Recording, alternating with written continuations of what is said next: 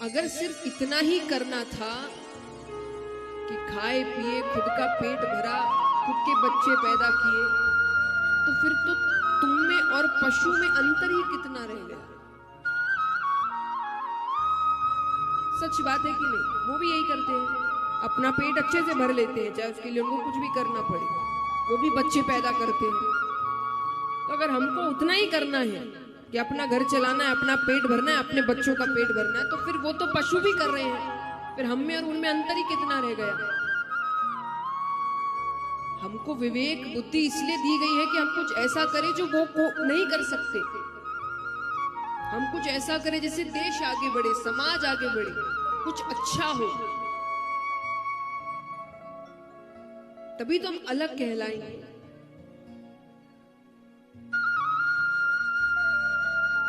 ऋषि बहुत समझाते हैं, पर उनकी सारी बातें मानो व्यर्थ ही गई। पर उसको ये समझ आ गया कि ये बड़े ज्ञानी, बड़े सिद्ध लग रहे हैं, तो वो उनके चरणों को पकड़ लेता है।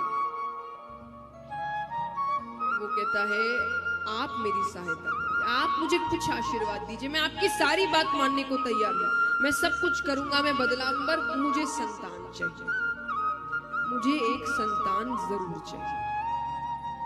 वो रोने लग जाता है, उनको दया आ गई, तो उन्होंने आशीर्वाद देते हुए एक फल दिया। उन्होंने कहा, इसे अपनी पत्नी को खिला देना, संतान हो जाएगी और बहुत तेजस्वी संतान होगी। क्यों? क्योंकि मैंने आज तक जो तप किया है, मैंने उसका पूरा पुण्य तेज इसमें दे दिया। ठीक है, वो बड़ा प्रसन्न होकर लेकर जाता है, पत्नी को सब बताता है, फल दे देता है कि इसे खा लेना। उसे तो ये सब बातें हजम नहीं हो रही, पर वो सोचे कि चलो मान लो कि गर्भवती हो भी गई, 9 महीने तक तो हर जगह आना जाना बंद, क्योंकि उसका आना जाना मतलब क्या था? कले करवाना। और इतनी मुश्किल से तो संतान होगी, तो पति तो कहीं जाने नहीं देंगे, कौन से झगड़े में किसको धक्का लग जाए, क्या हो जाए, क्या असर पड़े बच्चे पर। तो 9 महीने तक तो आना जाना बंद।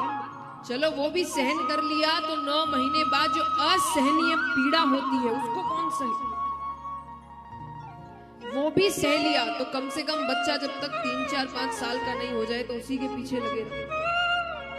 वो यही सब सोच रही है। इतने में उसकी बहन आती है।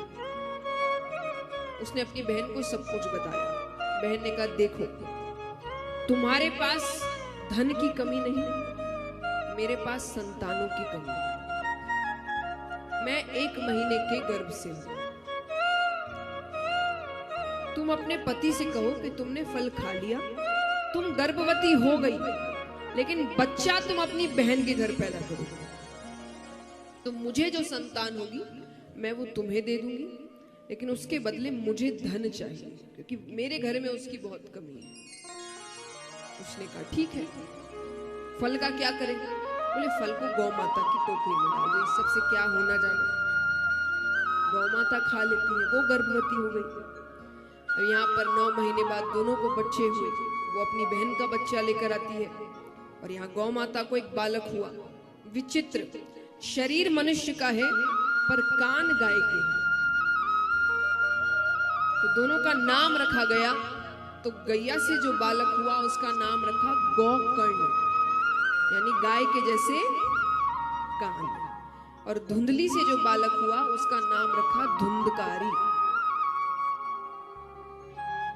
अब दोनों बच्चे धीरे धीरे बड़े हो रहे हैं। गौकर्ण जी बड़े अच्छे बालक हुए।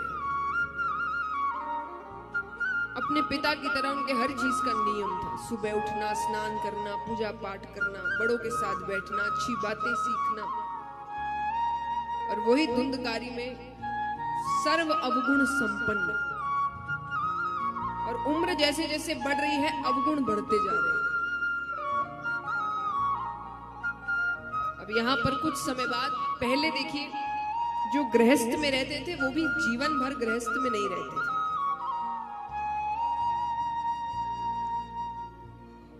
तो गौकर्ण जी ने अपने पिता से कहा कि बहुत समय हो गया, अब मुझे भी गुरुकुल जाना है और मेरे हिसाब से आपको भी गृहस्थ त्याग देना चाहिए।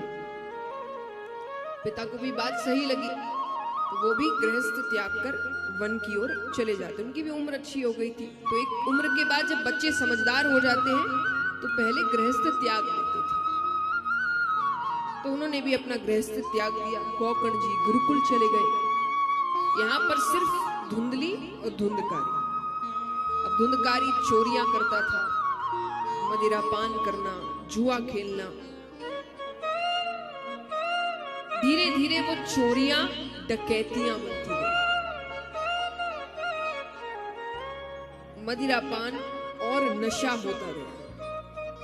अब एक दिन उसे नशा करना था, उसके लिए धन चाहिए था, उसके पास धन नहीं था।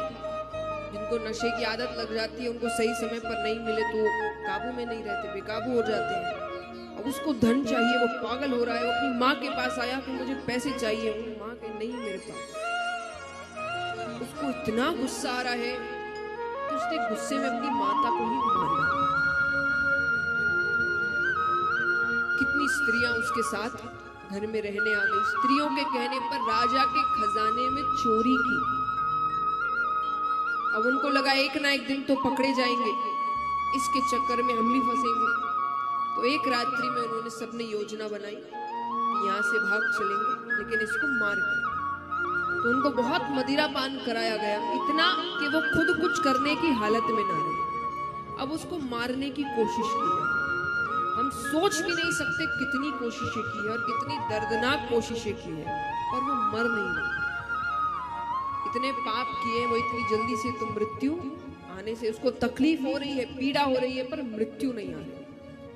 अंत में क्या करे, उनको भी जाना है। तो उन्होंने गरम गरम देखते हुए कोयले होते हैं तो उसके मुख में डाल दिया।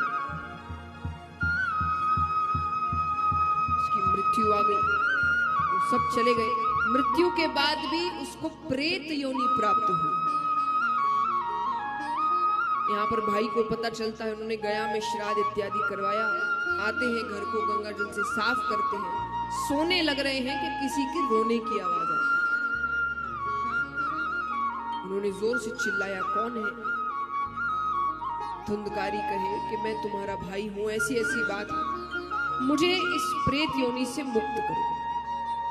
गौकर्ण जी ने कहा कल सुबह आना, मैं कल सुबह तक पता करता हूं मुझे क्या करना चाहिए। वो सूर्य उदय से पहले उठ जाया करते थे। तो सूर्य नारायण भगवान के आने का इंतजार कर रहे हैं, उनको रोकते हैं। गौकर्ण जी त्रिकाल संध्या करते थे। 3 बार जो पूजा होती है, सुबह, शाम, रात्रि। और पूजा माने सिर्फ वो हम जो आरती करते हैं वो नहीं, कोई एक पाठ नियम अनुसार। तो जो त्रिकाल संध्या करते हैं उनकी बात भगवान भी सुनते हैं, देवता भी सुनते हैं। तो गौकर्ण जी करते थे। तो सूर्य नारायण भगवान रुकते हैं। उन्होंने उनसे पूछा कि मुझे क्या करना चाहिए। सूर्य नारायण भगवान ने कहा, तुम श्रीमद् भागवत कथा सप्ताह पारायण करो, उससे उसे मुक्ति मिल जाएगी। ठीक है। तब कथा हो रही है तो सभी को बताया गया, आस पड़ोस में जितने थे तो सब कथा सुनने आते हैं। अब धुंधकारी तो प्रेत है, प्रेत ठहरता नहीं, तो क्या करे? तो 7 दिन की कथा है, 7 गांठों वाला बांस मंगाया गया, उसमें उनको रखा गया। कथा शुरू होती है, 1 दिन की कथा, पहली गांठ फट जाती है। ऐसे करते करते 7 दिनों में 7 गांठें फटती है। उसमें से एक दिव्य पुरुष निकलते हैं, धुंधकारी जी। उनको लेने भगवान का विमान आता है। वहां जितने कथा सुन रहे थे सबको बड़ा अटपटा लगा, यहाँ तक कि गौकर्ण जी को भी अटपटा लगा। उन्होंने रोका, उन्होंने कहा कथा तो सबने सुनी है, विमान सिर्फ इसके लिए क्यों? जैसे मान लीजिए यहाँ कितने हैं जिन्होंने सोचा है कि 7 दिन की कथा सुनेंगे? हाथ उठाना। तो मान लीजिए कि आपने 7 दिन की कथा सुनी और 7वें दिन भगवान आके किसी एक को दर्शन देके चले जाए, सिर्फ एक को, आपको अच्छा लगेगा? आप कहेंगे समय तो हमने भी दिया है, कथा तो हमने भी सुनी है, हमको दर्शन क्यों नहीं? तो वहां भी भक्तों ने यही कहा कि समय तो हमने भी दिया, कथा तो हमने भी सुनी। तब जो भगवान के पार्षद आए थे, वो कहते हैं कि सिर्फ सुनने से कल्याण नहीं होता। हम कैसे सुनते हैं? कथा सुने, कथा खत्म हुई, खड़े हुए, कपड़े झाड़े, जो सीखा वहीं छोड़ के घर चले गए, घर के कामों में लग गए, सब भूल गए।